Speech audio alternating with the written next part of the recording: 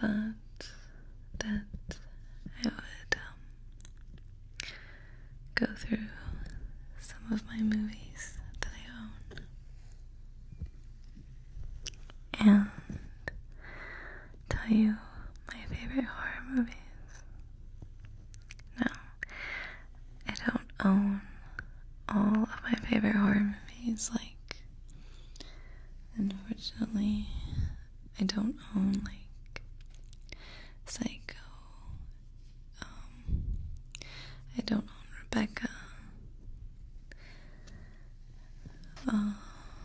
But I do own a lot of them, so I thought it would be fun to just go through the ones that I physically own, so I can hopefully introduce you to some new horror movies right before Halloween. Right in time for Halloween. Are you excited? I am. Okay, so these are in no particular order, okay? They're just, I basically went to my movie case that I have out there, and I went to the horror section because, of course, I have to organize them into sections, right? And I just kind of skimmed through them and picked out the ones that I really, really liked. So, some of them I've watched with you guys on Rabbit Chats this month, since it's a horror movie month for me and you guys on Rabbit. Some of them are ones that I want to watch on Rabbit. But yeah, some you may know, and some you may have never heard of. So let's get started.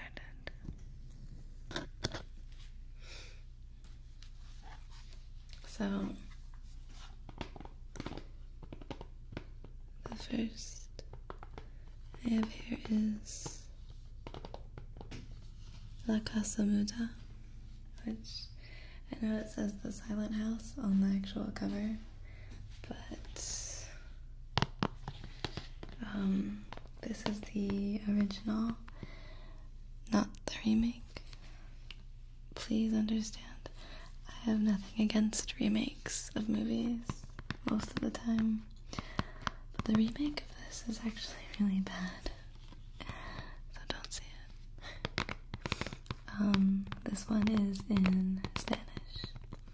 It's originally from Uruguay. I hope I said that right. It's from Uruguay, and you can see right here in the corner, La Casa Muda. A film by Gustavo Hernandez. So you can also see here in the top corner, based on a true story. You always know how that's going to turn out. You're going to be more scared than usual because you're going to be like, wow, this was a true story, holy crap. So let me go ahead and read you guys a synopsis on the back, okay? Teenage Laura and her father travel to an isolated house in the country, hired by the owner to clean it out and prepare it for sale. Cut off from the rest of the world with no phone and no power, it was never going to be a comfortable job. The already grueling experience gets even worse when things take a sinister turn, and Laura is left trapped alone in a malevolent house hungry for her blood. Shot entirely, this is the part I really like, shot entirely in a single, uninterrupted take. Gustavo Hernandez's The Silent House, or La Casa Muda, is the ultimate experience in atmosphere and dread.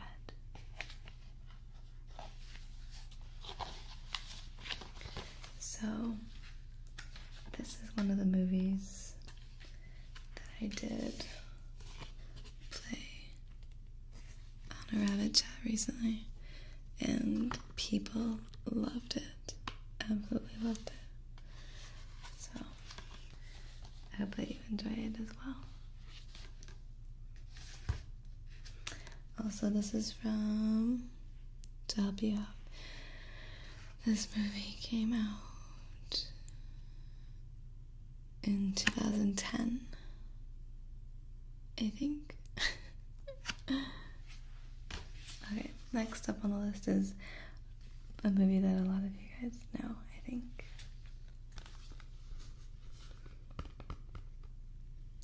The original. The original Carrie. Now, I'm sure a lot of you film and horror fanatics like me have seen this, but just in case you haven't, this is incredible and a true classic, honestly. And I love that you can see that I got it for $6 at Bookman's.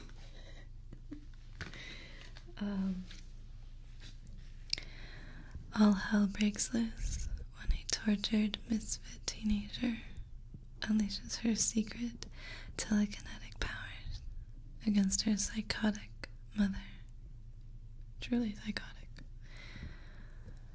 And sadistic classmates.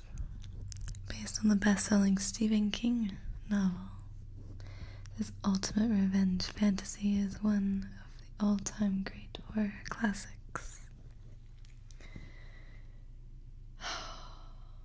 Just looking at the pictures in the back, I don't know if you can see that very clearly, but her mom is so creepy in this movie. It really does a good job of laying that atmosphere. So I know in the front it makes it look really gory, but it's actually not too much of a gory movie because I don't really like gore that much.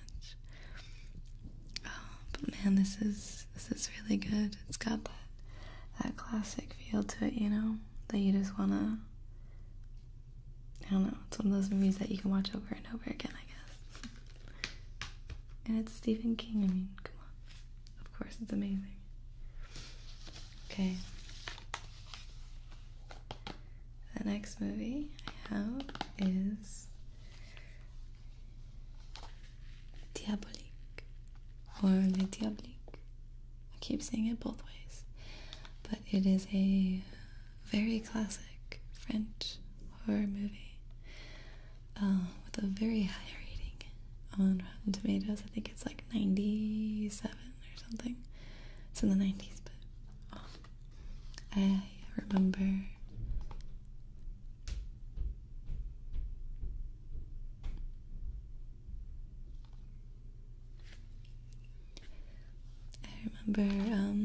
renting this back when I had like rentals on Netflix, and I kind of just rented it out of curiosity.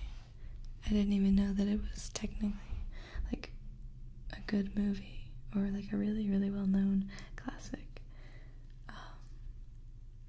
But this was 1955, so it's in black and white. Let's read about it. Before Psycho, Peeping Tom, Repulsion, there was Diabolique. This thriller from, I'll butcher his name, I just know it. Henri Georges Clouzot. That was embarrassing. Which shocked audiences in Europe and the US. Is a story of two women, the fragile wife and the willful mistress of the sadistic headmaster of a boys' boarding school, who hatch a daring revenge plot. With its unprecedented narrative twists and terrifying images, Diabolique is a heart-grabbing benchmark of horror filmmaking, featuring outstanding performances by Simone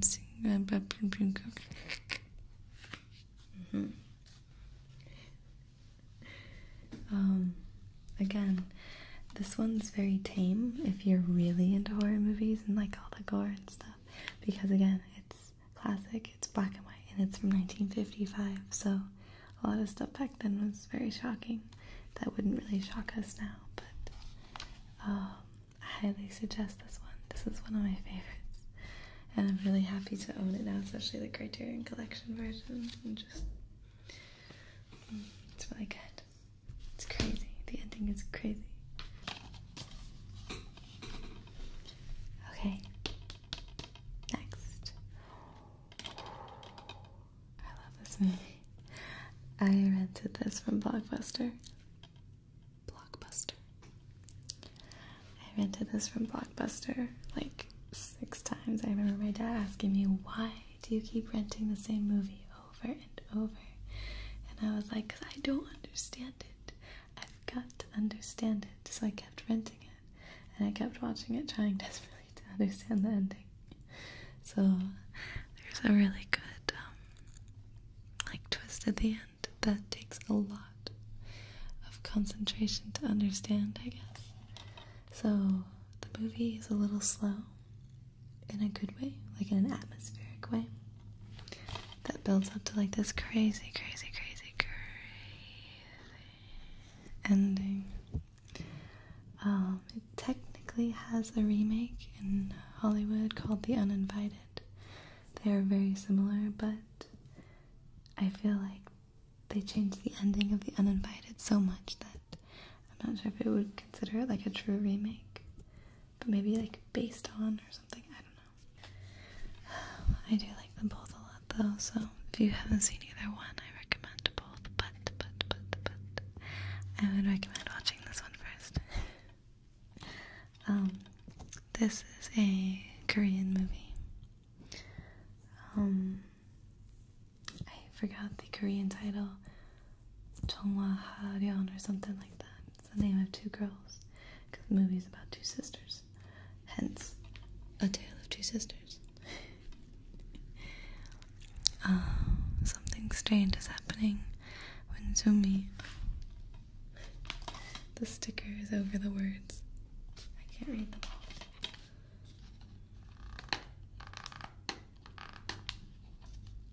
Maybe I can get it off. Oh shoot.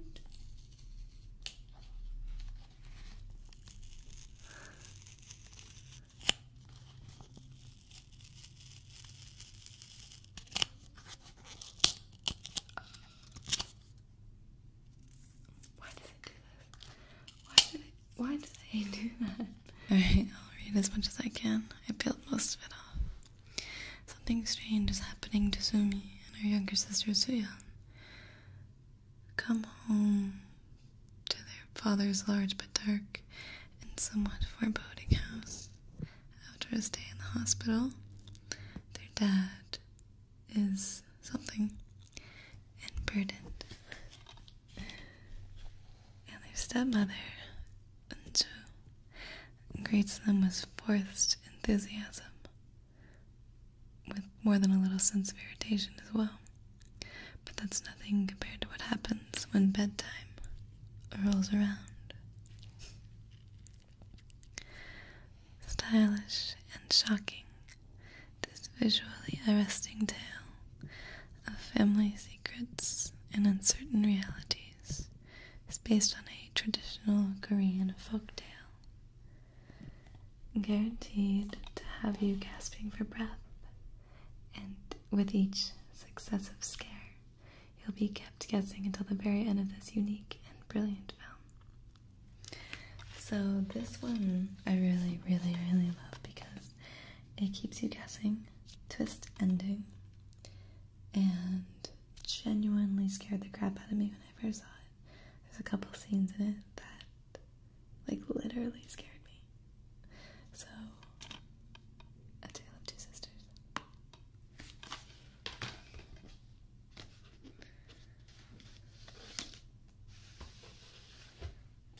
I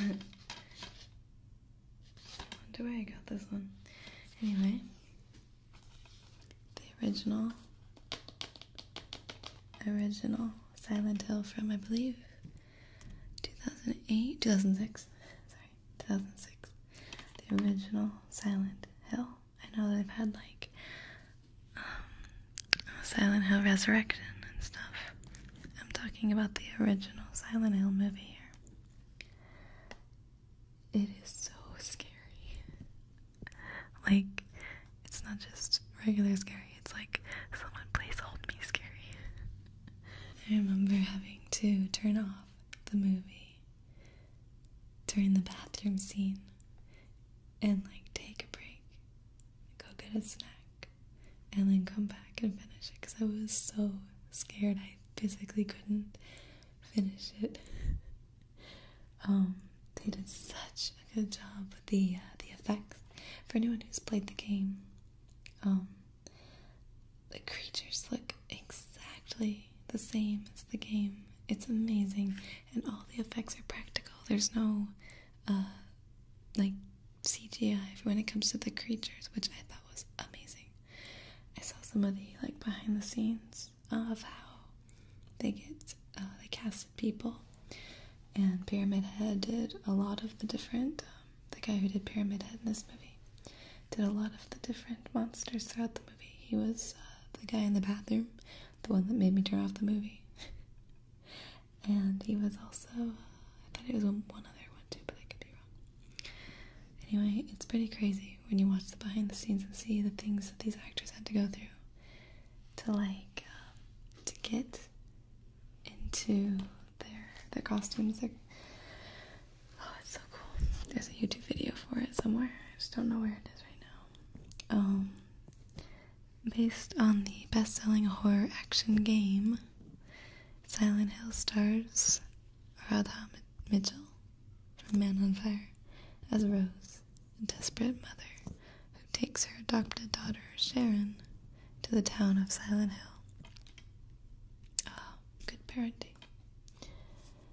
In an attempt to cure her of her ailment. After a violent car crash, Sharon disappears and Rose begins her desperate search to get her back.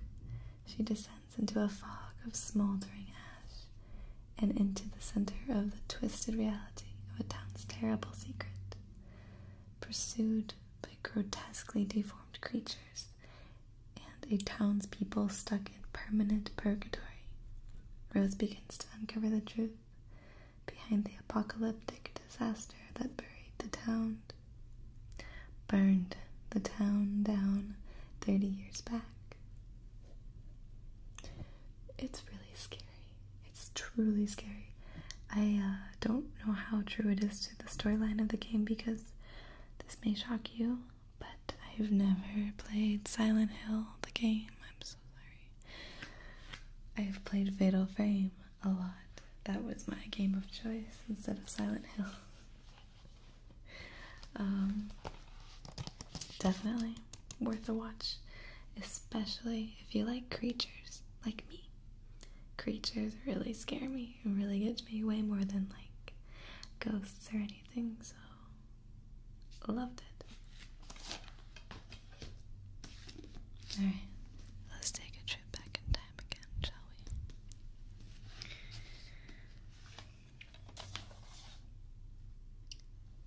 we? Rosemary's Baby.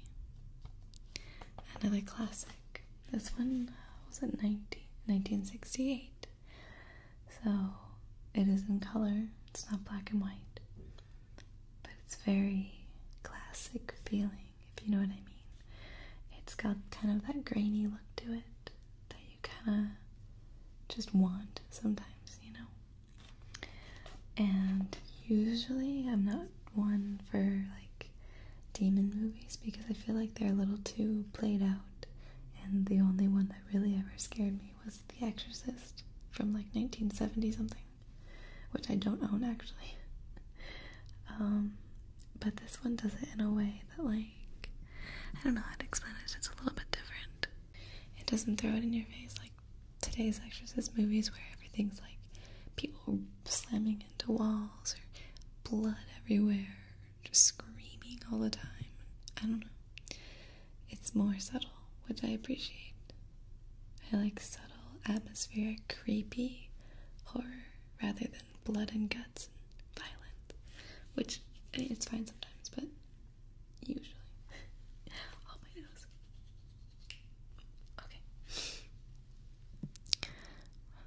possibly the best horror film ever made. Okay, that might be a stretch, but okay. It's still really good. Possibly the best horror film ever made. This brilliant adaptation of Ira Levin's best-selling novel is the story of a loving, young New York City couple who are expecting their first child. Like most first-time mothers, Rosemary experiences confusion and fear. Her husband, an ambitious but unsuccessful actor, makes a pact with the devil that promises to send his career skyward. Director Roman Polanski elicits uniformly extraordinary performances from the all-star cast. Ruth Gordon won an Oscar for her performance as an over-solicitous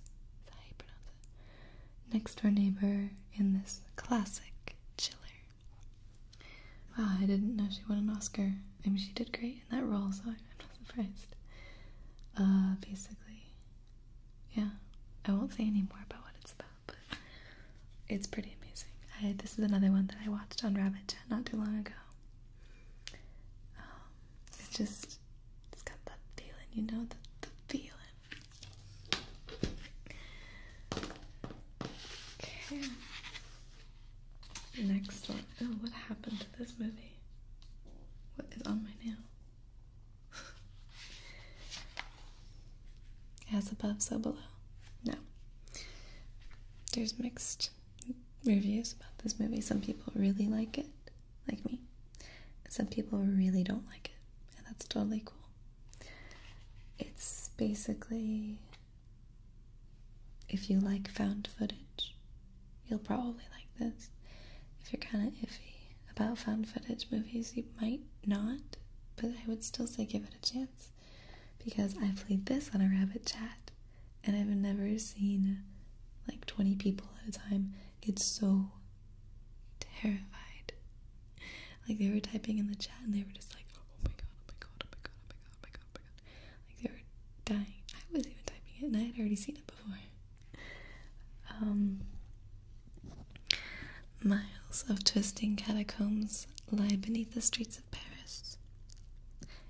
Like, a bunch of these movies are about Paris or are French movies. France is scary. The end. The eternal home to countless souls. When a team of explorers ventures into the uncharted maze of bones, they uncover the dark secret that lies between the city of the dead. A journey into madness and terror. As above, so below reaches deep into the human psyche to reveal the personal demons that come back to haunt us all. There are some really scary scenes in this, and because it's found footage, there's a lot of shaking of the camera, which again gets your heart rate up and your adrenaline going. And they do a really good job of like pure, uncut, scary. You know what I mean?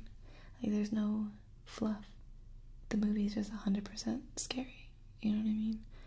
Maybe that's why some people didn't like it so much, is because the storyline wasn't super established, I guess, or intriguing, but it's so scary. So if you're looking for something that will make you like scream and jump and hold on for dear life until like whoever's sitting next to you, this is your movie, I promise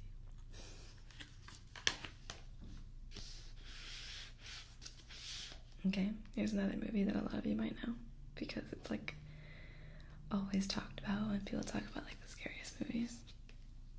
Here it is, here it is. You ready?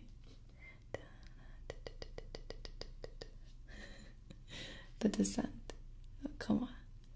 If you're a horror movie fan, you've probably seen it, right? I know you have, don't lie. Or at least you've heard of it, right? So, I just realized I never understood what is the point of this.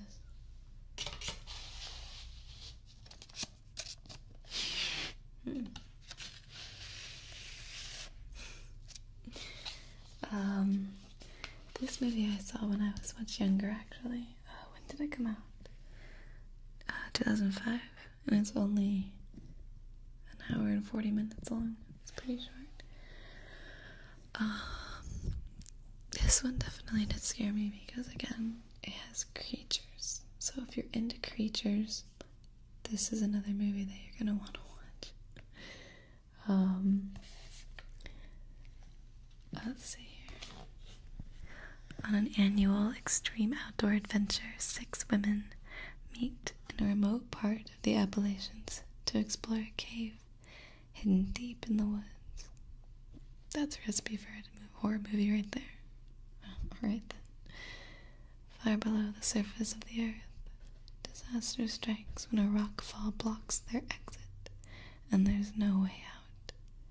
The women push on, praying for another exit, but there's something else lurking under the earth.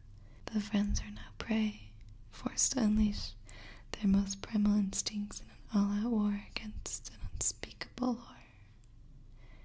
One that attacks without warning, again and again and again. So, here, a little view of the back. Just scary. Spectacularly scary. And the descent opens with a bloody bang and never lets up. You know, it's actually been a really long time since I've seen this. I might watch this on a rabbit chat soon. I feel like it's overdue. It's probably been like 3 years since I've seen this, but it is a little bit gory, as you can see. Definitely some good jump scares, and definitely if you want sometimes you want that atmospheric horror, like Rosemary's Baby, and sometimes you want the descent horror, where it's like in your face, and you're screaming, and there's jump scares, and you're terrified.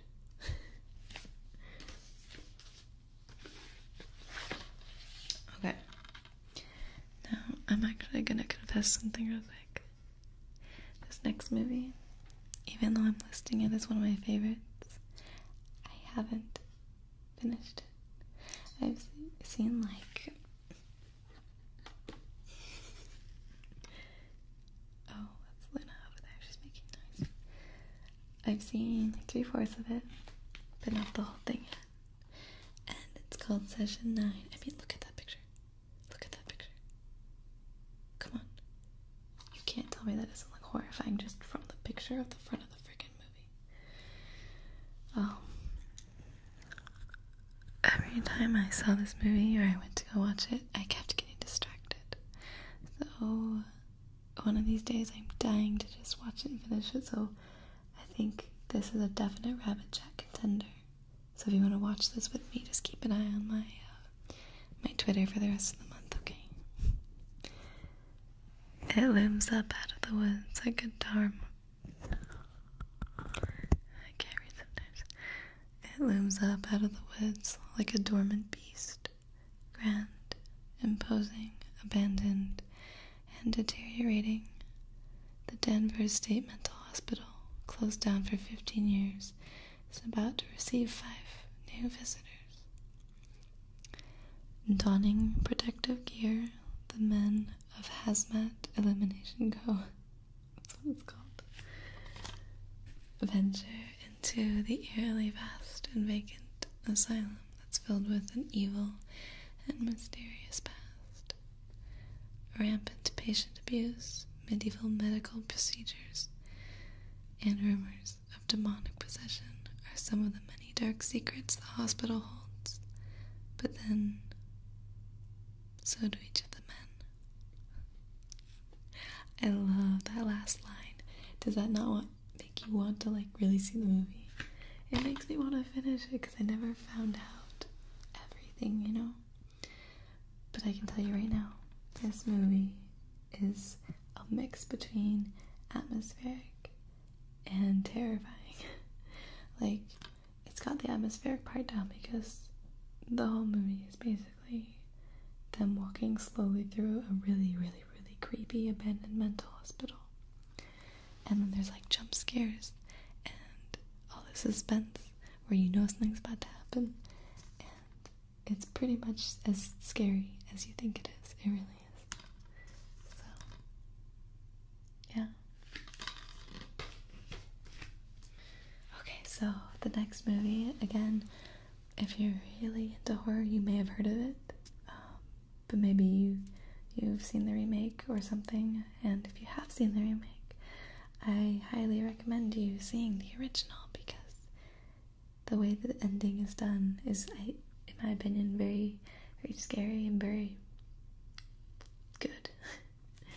And that is Shudder. So this is the original movie from Thailand. So it was a Thai movie first, and then America, Hollywood, did a remake, and the remake was okay. It wasn't terrible, but the ending just didn't have that same, like, creepy feel to it. The ending of this one was like, oh my gosh, no way, oh my god. It scared the crap out of me. Thai photographer Tun found some lights appearing on his pictures. The lights were in mysterious, different shapes. He was convinced that the light did look like the woman's face. His friends die mysteriously one by one. That's all it says on the back. That's it. That's the whole thing. And it's kind of awesome because it doesn't give too much away, but basically, a photographer's friends start dying one by one, and he's just desperately trying to figure out why. And the ending is so creepy. But, when did this come out? Oh, I can't find out what year, but it's not too old. It's pretty popular. I like the picture in the front. It's creepy, huh? You should be able to find it pretty easily to watch online, so even if you've seen the remake, I recommend it.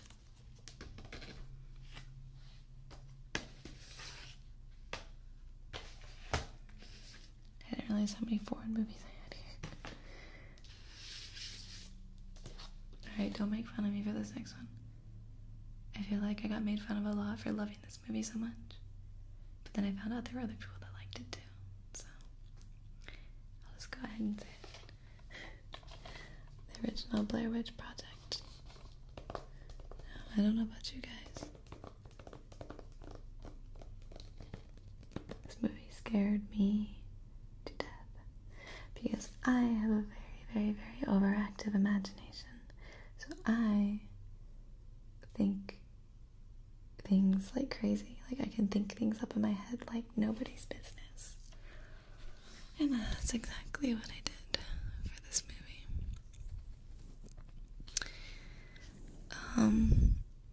In case you haven't seen it, I'm sure you already know what it's about. I'm not gonna read the back because it's like really small and it's a lot to read, but 3 college students go into the woods to make a documentary about what they call the Blair Witch, which is like an urban legend in their town. And they get lost. And the scariest thing about this movie to me is how little they show of anything. They never show the Blair Witch. They never really show anything. And at the same time, it's terrifying. The suspense that it builds up because you're expecting to see something but you never do. And so then your mind makes up what you think the Blair Witch looks like or what you think happened. Just, if you have a very, very creative or overactive imagination, I feel like this will scare you a lot more than other people. It is found footage. It's like the first found footage movie. And when it came out, people thought this movie was real. They thought it was like a real thing, and like this footage was found, and these people really were lost in the woods, and that's how it was marketed, and it's genius. So this really kicked off the found footage genre, and it's very scary. I don't care what anyone else says. Okay. This is a Japanese movie.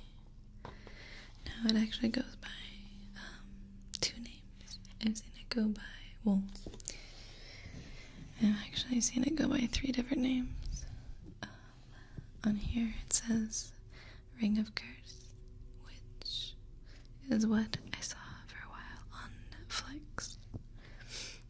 It's not on Netflix anymore, I'm sorry. It also goes by I'm Sorry, or the Japanese title, Gomennasai. So, any of those 3 titles means this movie. Yuka had the most horrifying experience of her life 1 year ago. Her high school classmate, Kurohane, is blessed with unparalleled literary talent, but she is bullied because of her eerie appearance. When Kurohane starts writing a script for the school play, inexplicable deaths start to occur around Yuka.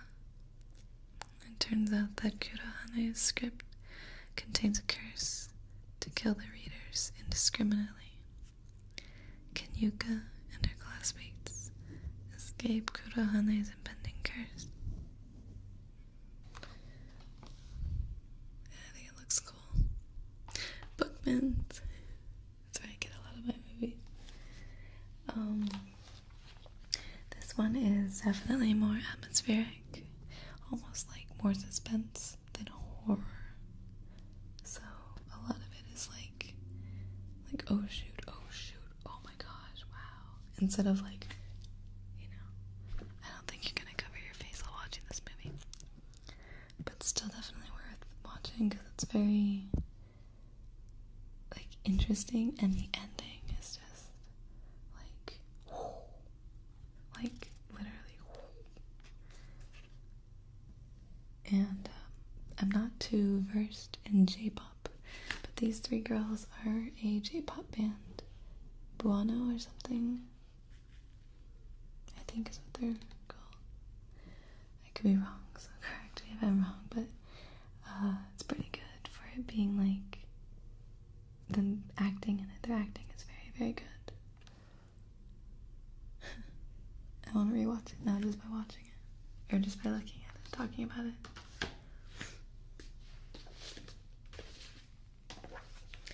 Okay. I watched this recently on a Rabbit Chat, and it was super popular, but I will warn you about something. It is a horror movie in the beginning and a thriller at the end, if that makes sense. So the beginning has some really scary images and scenes and suspense, and then about halfway through the movie it turns into like this drama suspense thriller kind of, where you feel sad, you feel things that you didn't expect to feel during like a horror movie, but it's so good. It's got a really great twist ending and really, really beautiful cinematography, and it is from the Philippines, so just warning you about that in case you were getting it confused with like The Road, the American movie. It's not that. I mean, look at the picture. It's not that. So when you're looking up like how to watch it, or if you want to buy it or something, remember it's The Road, the Filipino movie, not the American one. Okay. 3 teenagers go missing on an abandoned road after a joyride gone wrong. A police investigator assigned to the case. There's something covering the back, sorry. In the course of his investigation, Luis finds the remains of another victim on the same abandoned road. The corpse is identified as one of 2 sisters who both disappeared a decade before. Luis must dig deeper into the secrets and mysteries of the ghosts lingering in the dark and desolate pathway in order for him to find the 3 missing teens. As the mystery unravels, Luis discovers a history of brutality and murders that will shake him to the core.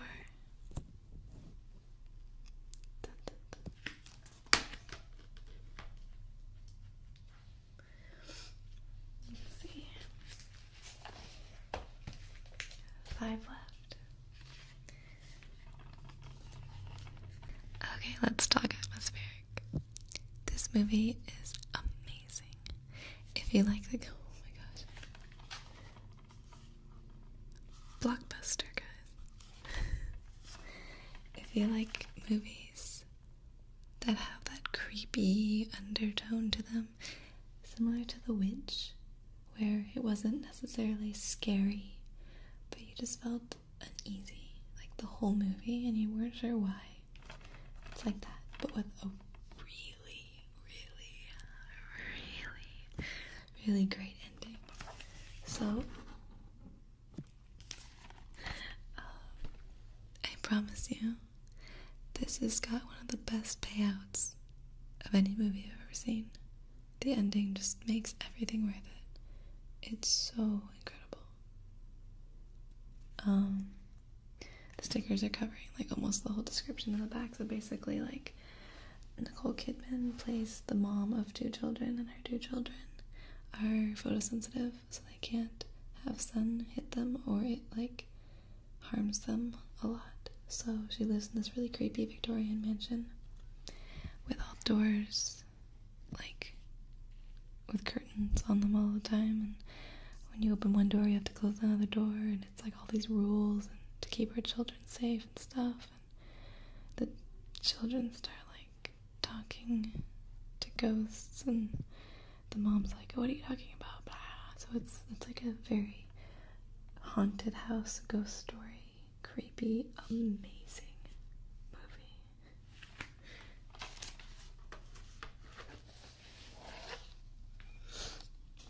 Okay, this is one of my favorite horror movies, mainly because I'm really scared of aliens.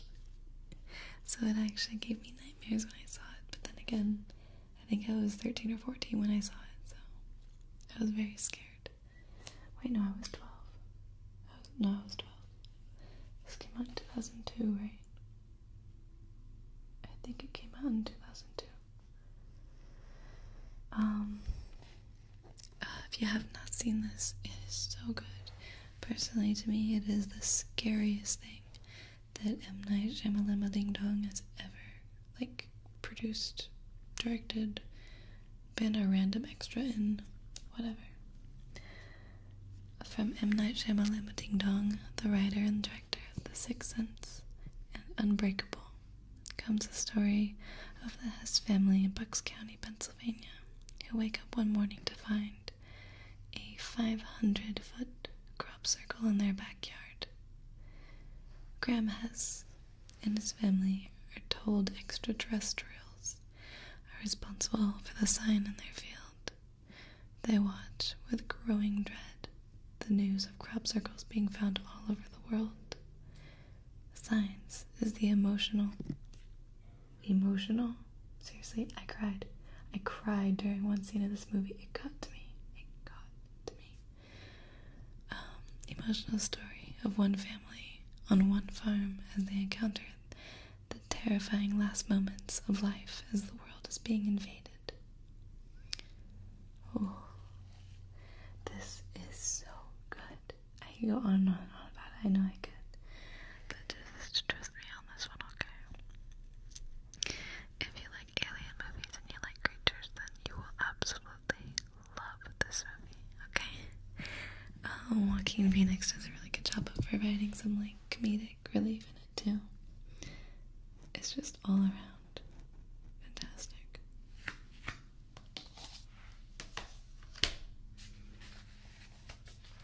Another movie I'm sure many of you know. I watched this when I was 14, I think, or 15. And I know I say I'm not a huge fan of gore or anything. This is an exception.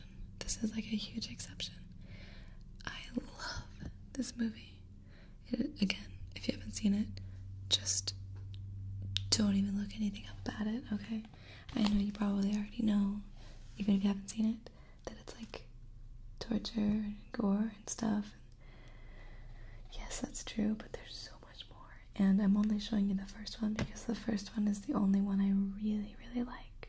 The second one's okay, but from there they're kind of this one has a kick to it that the other ones don't have. So obsessed with teaching his victims the value of life, a deranged, sadistic serial killer abducts the morally wayward. Once captured, they must face impossible choices in a horrific game of survival. The victims must fight to win their lives back, or die trying. This is smart, scary, gory. What else could you want?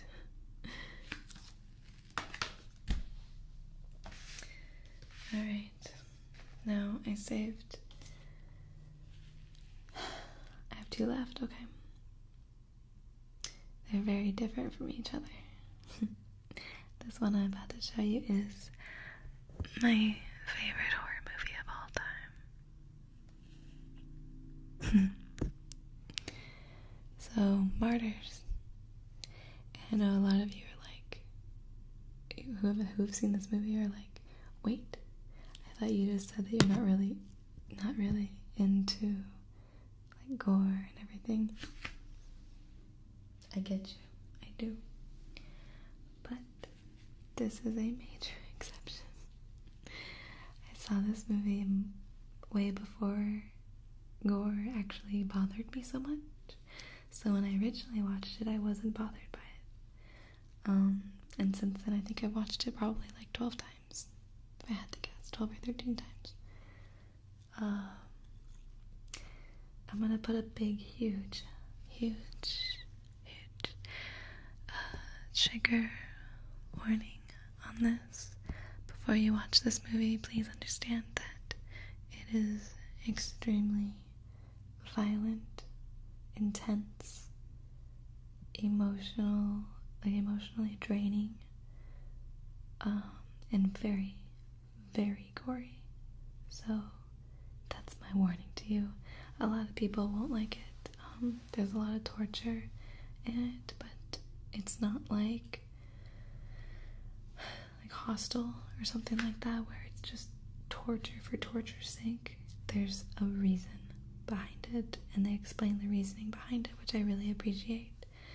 And I watched this on a Rabbit Chat a few days ago, and literally, when the movie ended, everybody was just trying to figure out the ending and discuss the ending with each other. Like, it really affected people, the ending. And it's really cool because it's kind of an open ending, and you're left to interpret it how you want. So, the first half of the movie is like extreme horror, and the second half is like extreme thriller, which I think is really cool. And again, I'm just gonna remind you, favorite horror movie of all time right here, for sure. Now, I'm gonna end it off with something that I think will work really, really nicely for those who want to start getting into the classics or something, but don't know where to start. I will show you where to start. Alfred Hitchcock, my friends. So this is actually Alfred Hitchcock Presents, which was a show that he used to do, like a TV show, where there's short segments of like scary, kind of like Tales from the Crypt or something like that, where each segment is like maybe 20 minutes long, 30 minutes long or something. And there's 39 episodes, and this is season 1.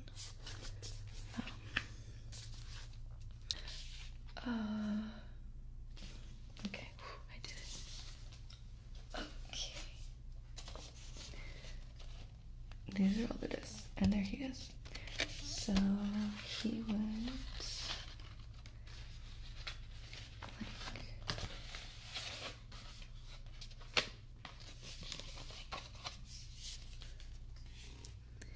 would come out and introduce the show, and then after that he would show a little one segment, and then he'd come back out and introduce another one, and come back out, kind of like the host, you know. And they're